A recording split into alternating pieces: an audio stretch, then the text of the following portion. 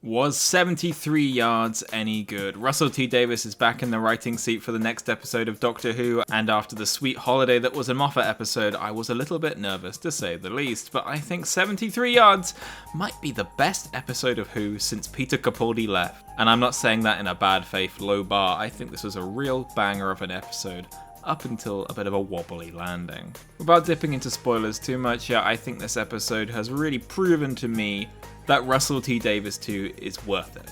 I have not been convinced over the past few weeks that he could ever make me feel anything again for these characters. I've enjoyed watching the adventures, I've enjoyed the jokes and the hijinks and the special effects now and then, but I've not actually felt very much. I've not felt attached to these characters in the same way that I did maybe even back in the 12 and Clara era, the 11 and early Pond era. You know, there's something missing for me emotionally, and this episode finally made me feel something by letting the characters actually breathe in it.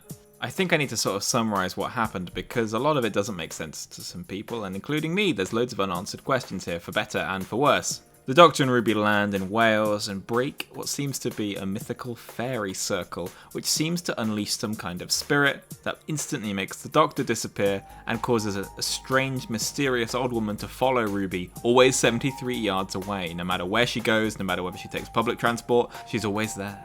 Anyone who speaks to the old woman is instantly disgusted by Ruby, and I think they've left it deliberately vague what that means. I know a lot of my LGBTQ+ friends have interpreted it as being about queer identity themes, and it being sort of like that hidden secret that you're terrified that if everybody knew they'd be disgusted and terrified of you, even turning your own family against you.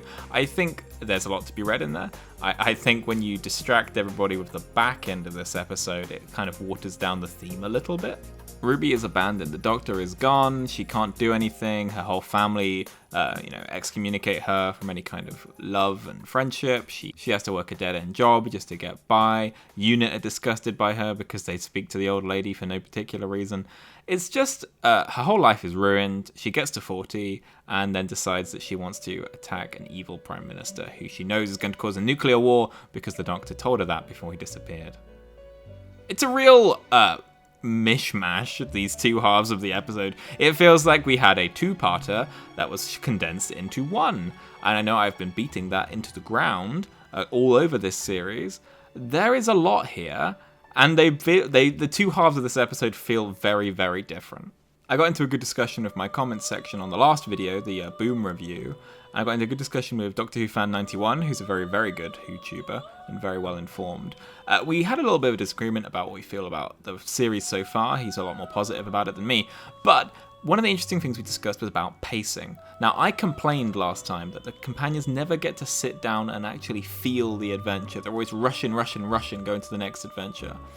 They, Doctor Who Fan 91 was questioning whether that's just an issue with it being in 45 minutes, and maybe I'm being nostalgic for those scenes where they sit down and eat chips and do things in cafes. This episode really gave me that. This gave me exactly what I needed there. I don't need long scenes. Scenes of Ruby just talking to Kate in the cafe, they're not very long in the whole scheme of the episode, but I need to know that the characters are actually feeling the adventure. I want to know when a character is frustrated. I want to know that they've had a couple of weeks to deal with something being horrible. It means that I can feel that they feel it. Whereas if we're rushing like a roller coaster, you never know what they feel about it. And this episode has really given us that. I don't think this is some of the greatest of all of Who, but I think this is a hell of a lot better than we've got in a very, very long time.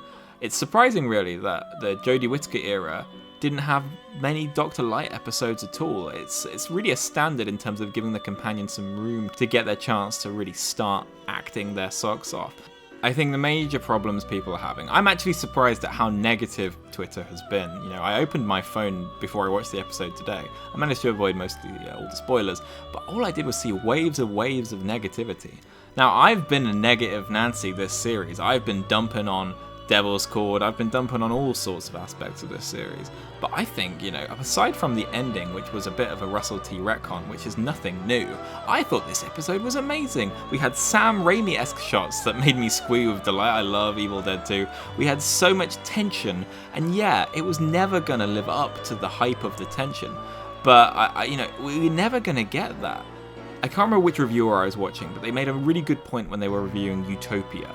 They were making the point that because the world was so ruined, there was no way to undo it without like a big Russell T retcon machine. You could not have humanity keep going on after the Master had enslaved everybody and, you know, ruined the planet and have any kind of semblance with modern day Earth, which is obviously they do like it to vaguely be the same as our life because then we can relate to it. There was no way we could get back to that after that, so there was always going to be a retcon. And the decision you have to make as an audience is, do you mind them retconning it for the sake of having an amazing adventure of experiencing this horrible thing that we can fix at the end? I enjoyed the experience of this exciting sci-fi adventure, so I can live with the fact that it got a lazy retcon button at the end. You know, it was always going to happen, but I appreciated the journey. And hearing that, you know, interpretation of Utopia made me appreciate it a lot more. As a kid, I was always like, oh, it's so lazy to undo everything the Master did instantly. But guess what?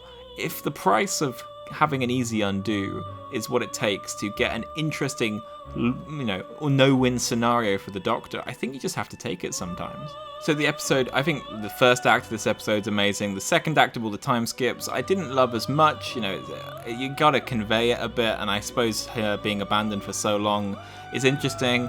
But you would have thought after a while she'd just find some people who could be friendly and support her and got them not to talk to the creepy old lady and advise them to stay away from her. But, you know, like, that's what it is. It's the back half that I think alienated a lot of people, and it's a very odd way for the episode to go. For such an introspective, personal story about Ruby, to make it about saving the world from a nuclear arms race, it's like a real turn. It's a real turn, and I think these episodes would have been better as entirely separate episodes. Here comes my weekly hat of not being a writer, but maybe an idea that I would have suggested. If you wanted to do them as two separate episodes, you could have done all the Ruby stuff, the introspective, the following, and ended it on a note of self-acceptance rather than this, you know, well, they did anyway. They had her ending of accepting herself as an old lady without all of the nuclear arms nonsense. And then you could have had another episode, a bit like, I was thinking Father's Day with Rose. Now, obviously, Father's Day, Rose wants to abuse her privilege as a time traveler to see her dad and then save her dad. I think it would be really interesting if the Doctor did something similar with Ruby, where he mentions to Ruby that, you know, about this dangerous Prime Minister. Ruby gets, you know, sort of radicalized movement. She goes and she tries to stop the Prime Minister, and then you could have that as a two-parter again. Now, here I'm me with my two-parter stick. The whole episode of Ruby infiltrating the party and stopping him, and then maybe the second episode time breaks or something, and that would lead you into a good finale. You know, maybe they're going to bring back Roger. I think he was an interesting actor. It's a shame that he got wasted in the back half of an interesting episode rather than having his own episode to flex his legs. But yeah, I didn't love how heavy-handed he was.